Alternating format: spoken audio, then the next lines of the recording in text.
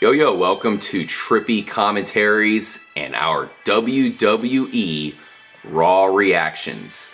It was another very epic episode, and I gotta say, ever since Daniel Bryan was knocked out, he went through the surgery, it seems like Raw's been getting better and better for such a good fighter. I really don't miss him at all.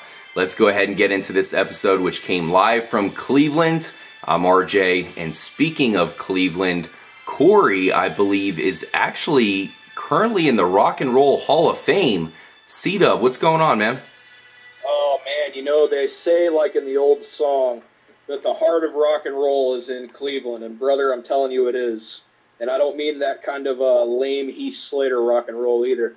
I'm looking forward to jumping into Raw reactions tonight, and let's go ahead and get right into it, man. We've got a whole lot to cover from a really, really killer episode. Yeah, and of course we will mention Retro Brett. For those of you who have noticed, he is still not back. He is indeed still fired. He unfortunately is starting to threaten us. He actually said he was going to go out to Cleveland and attack Corey. It seems to be an empty threat, C-Dub, thank goodness. Yeah, hey, you know, apparently so, but hey, hang on one second, man. There's actually a knock at the door. All right, well, we're recording, man. Hurry up. Hey, Brett, what? What the? I'm afraid I've got some bad news for you, Corey. RJ, I'm coming for you next week. I'm the architect of this show. Y'all ain't nothing without me. See you next week, RJ. Retro Brett. Brett, get back here. Oh my God. Corey, are you alive? What the hell just happened? I don't know. You tell me. Retro Brett came on your mic there, and he said he was coming for me. What happened? Retro Brett? That's who hit me with that chair? Oh, yeah. Motherfucker, you're going to get it, Retro Brett. Me and RJ challenge you next week to a 2-on-1 handicap match. Yes. No holds barred.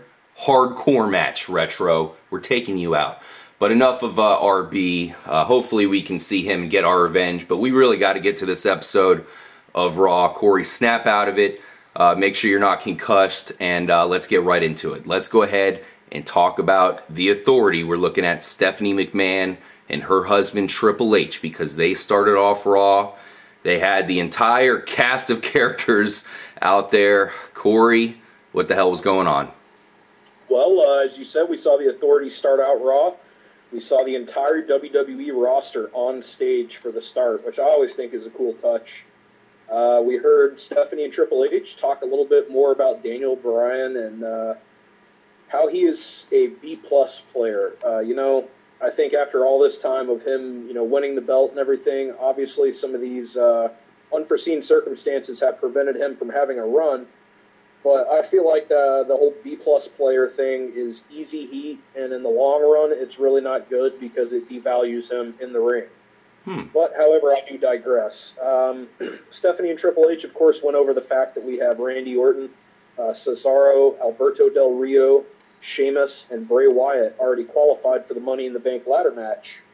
And they announced to all the superstars on stage that tonight in the main event, or one of the main events rather, we would see a Money in the Bank ladder match for the WWE World Heavyweight Championship qualifier, a battle royal over the top rope. And Triple H went on to say that due to their insubordinates and not really following along with what the Authority thinks is best for business, that Dean Ambrose, Roman Reigns, and John Cena would not be in the battle royal automatically. They basically said that tonight, you know, because Daniel Bryan's out, and the Authority did promise at the pay-per-view the fans would see a stretcher match with Daniel Bryan against Kane. Tonight, John Cena in a second main event would face Kane in that stretcher match, and if Cena would win, he would qualify for the Money in the Bank championship match in 2 weeks. Man, that's crazy. That, you know, obviously we were pretty excited leading up to that big main event from tonight's Raw. Always good to see a stretcher match. It's a rare event, and John Cena versus Kane, certainly a battle of titans there. One thing I kind of want to touch on there was Bray Wyatt on SmackDown. Who was he fighting there? I believe it was Roman Reigns to get into this championship ladder match as well, Corey?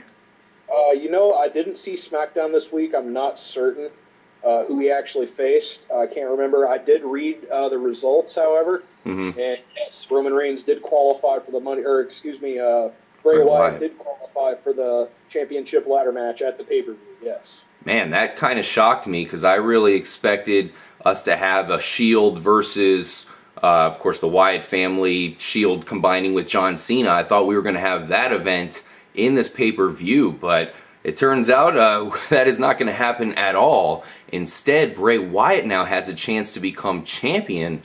Corey, this is huge. I know you had previously predicted Cesaro to be in this event. Bray Wyatt just makes this a massive event, and it's going to be very hard to predict it going forward.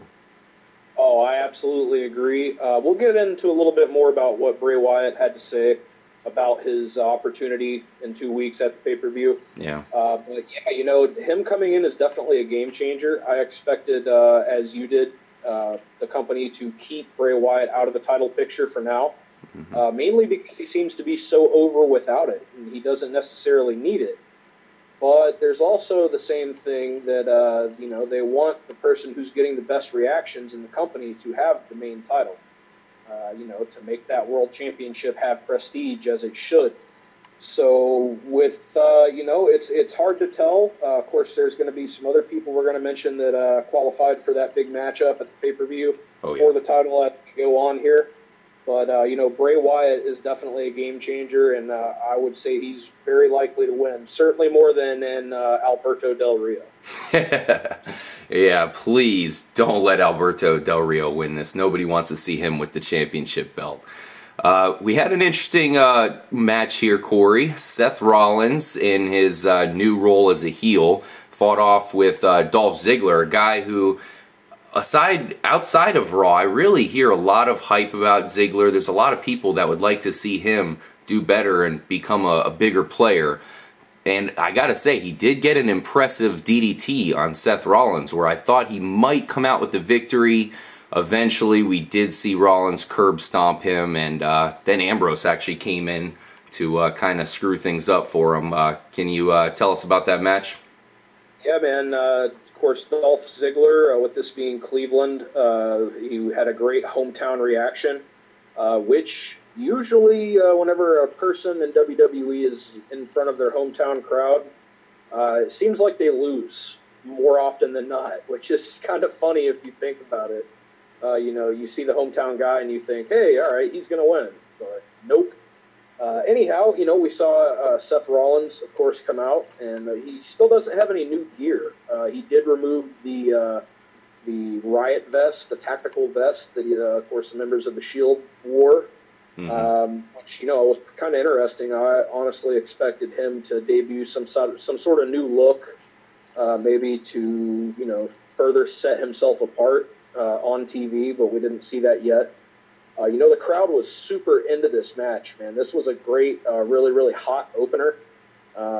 These two guys, they had great chemistry in the ring. All their moves flowed well. It was all seamless. I didn't see a whole lot of holes in it, in their offense and, their movements in the ring. About almost towards the end of the match, pretty much. I guess it was the end of the match. We saw Dean Ambrose come out and, of course, attack Seth Rollins, who was, pretty well beat up after his match with Ziggler there. But almost immediately, Seth Rollins bailed out and tried to retreat. And Dean Ambrose grabbed a mic and challenged Seth Rollins to a match. But we saw Triple H immediately come up on the Titantron on the big screen there and tell Seth Rollins that, that's not going to happen because he was afraid he had some bad news for Dean Ambrose, that next he was going to face Bad News Barrett. Hearing Triple H do the Bad News Barrett impression there, that was awesome. I really enjoyed that. And pretty good match we had there. I was really excited to see Dean Ambrose go one-on-one with Bad News Barrett. I'm a big advocate of Ambrose. I love his style. He seems to be getting crazier and crazier. And we did see Ambrose hit Bad News Barrett with the Dirty Deeds. I thought this was going to be Ambrose's big kind of launch as a singles fighter. Corey, what'd you think about this match, man? This was against a big dog in Bad News Barrett. Yeah, well, firstly, I must say how much I liked the seamless transition between Ziggler versus Rollins. And then, of course, Ambrose interfered. Triple H makes the match against Bad News Barrett next. And it went right into it, man. Dean Ambrose actually wrestled in street clothes tonight, which was kind of interesting. It's pretty cool. That was, different to see. This match definitely benefited from, the last match. It was still a really, really good hot crowd that was really into it. They sort of cooled off a little bit as it went on. This match was a little bit slower, a little bit more methodical brawling.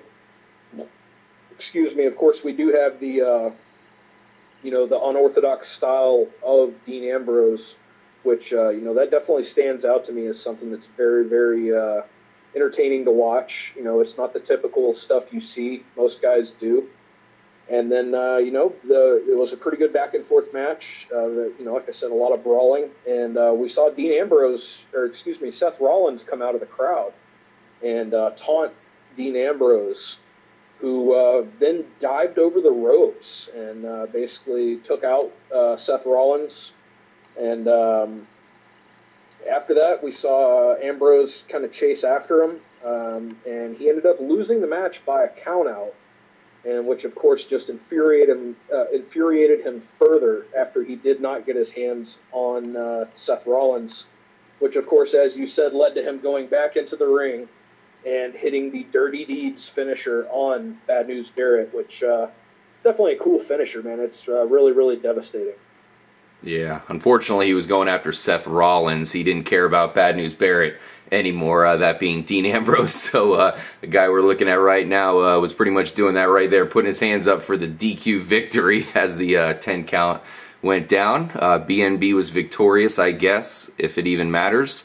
But I thought the more important thing was definitely seeing Dean Ambrose look very impressive as a singles fighter. It was a long, drawn-out match, but I still thought he looked pretty good, especially getting in his finisher move there. Now, before we get to a really epic event where Bray Wyatt came out and made a crazy speech underneath the ladder, of course, now that he's in this championship match, we kind of had a pretty interesting storyline go down with Roman Reigns and Vickie Guerrero. Basically, Roman Reigns tampered with the authorities' iced coffee, even though it didn't have ice in it. And I guess I don't think he put in a laxative. He put something to make Stephanie throw up all over Vickie Guerrero. Basically, Vickie tried to give it to both of them, but Triple H's coffee spilled on Vickie. Nevertheless, Stephanie got sick. That led to Stephanie and Triple H having to flee the stadium, putting Vickie in charge. Kind of an interesting person to put in charge, but I suppose they don't have anybody else these days. And what happened was Roman Reigns was able to talk his way, manipulate his way into the final match there, the Battle Royal, which was for another spot in that championship match. Hey, slick talking here by Roman Reigns, one of the cool storylines that I've seen him involved with so far. And I was I thought that was a cool thing. It was pretty funny to see Vickie get thrown up on there, the sideways projectile. What'd you think about that, Corey? At first I thought this was kind of ridiculous. I thought, okay, so Roman Reigns is slipping Stephanie a Mickey, or is he slipping Triple H? Some kind of, are they going to are they just going to fall asleep and then Roman Reigns somehow gets in? But, of course, we learned later, as you said, that Roman Reigns had shoe-flied the iced coffee of both Stephanie and Triple H. Vickie brought it to him. Triple H accidentally spilled it. Stephanie loved it, though. She was gulping it right up, and she had a little quick interview later in the night with Renee Young, the beautiful Renee Young, and she sort of excused herself midway through, looking a little bit green in the gills. And like you said, we ended up seeing in a later segment Vickie Guerrero go talk to Triple H and Stephanie. Stephanie was in the bathroom. We heard her coughing and apparently sick. And she projectile vomited, much like Reagan from The Exorcist, all over Vickie Guerrero. Shortly thereafter, Roman Reigns, of course, came to Vickie, who was still completely saturated with the vomit of Stephanie McMahon, and weaseled his way into the Battle Royal later on in the night for a shot, for a chance to be in the big Money in the Bank Championship match. It was ridiculous. It was funny. It was kind of cheesy, but I mean, come on, projectile vomiting. I mean, too much, man, too much. Yeah, but it was kind of cool to see Roman Reigns sneak his way into that match. I like that they made him come off as a little bit conniving here. We already know he's a big-time brute who's just as strong as anybody else in the WWE. And now we see that he can possibly sneak his way into some situations when need be. Now let's go ahead and get into this Bray Wyatt speech, Corey. This was freaking awesome, man. The stadium, it might have been the biggest, following of Bray Wyatt yet. It seemed like everybody had their phone up. It was really crazy. He had this speech underneath a ladder. I was really gripped. I was listening to everything that came out, and then we saw an appearance by Sheamus, which I predicted going into this Raw that Sheamus would be the one to get the championship, and it was kind of good to see him come out and feud with Wyatt, who's got to be one of the favorites here. Sheamus is not to be forgotten here, and Bray Wyatt is just a complete monster right now, Corey. He could be on his way to becoming the champ. Yeah, absolutely, man. With like I touched on earlier, he did qualify. He came out and did a little promo in the ring under the ladder, of course, accompanied with Eric Rowan and Luke Harper. And it was announced that at the Money in the Bank pay-per-view that the Wyatts and Rowan and Harper are going to contend for the WWE Tag Team Championships against the Usos, which should be a great match. Yeah. But Bray Wyatt basically went to say that, power is everything. And the symbol of power beyond power and the ultimate status quo, so to speak, is the WWE title, and he's coming for it. Like you said, man, it was a great promo. Everybody in that arena had the phones up or the lighters, whatever they had, and as we've touched on so many times, dude, Bray Wyatt has the whole world in his hands, or at least the whole WWE universe. I mean, the guy is more over than anybody in the company, save the guy we're looking at right now, Roman Reigns, it seems, with the crowd. Nobody's getting these kind of reactions, man. I mean, it's ridiculous. It's kind of strange considering that typically Bray Wyatt would be considered a bad guy or a heel. But, they've got one of those conundrums, almost like they did with Steve Austin back in '96, where, yeah, he's being booked as a bad guy, but the crowd freaking eats it up, and, he's almost getting over as a face or a good guy. So, this is definitely one of those situations where, the WWE universe actually does have a lot of control over what happens, much like with Daniel Bryan and the whole Yes movement, his ascension to the main event. But, I fully expect Bray Wyatt to, if not win the title in this match, then definitely very soon down the road. Of course, tonight he faced off with the United States champion Sheamus, who came out and reminded Bray that standing under a ladder is bad luck. Of course, we saw a match between those two. They have both already qualified.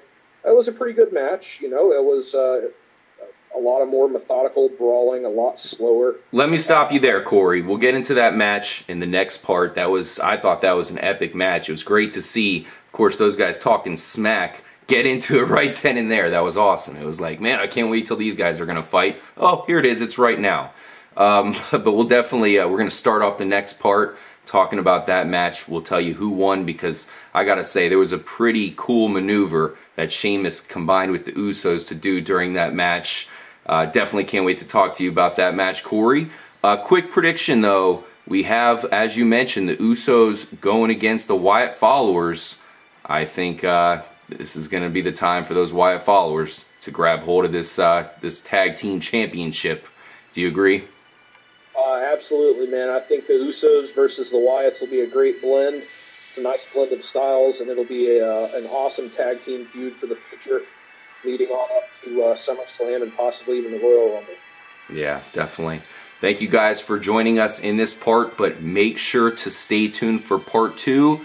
As I mentioned, we're going to get right into Bray Wyatt versus Sheamus, 2 possible favorites for the championship. Of course, the huge ladder match that we're going to see in the upcoming Money in the Bank pay-per-view. Peace out, and we'll see you in part 2.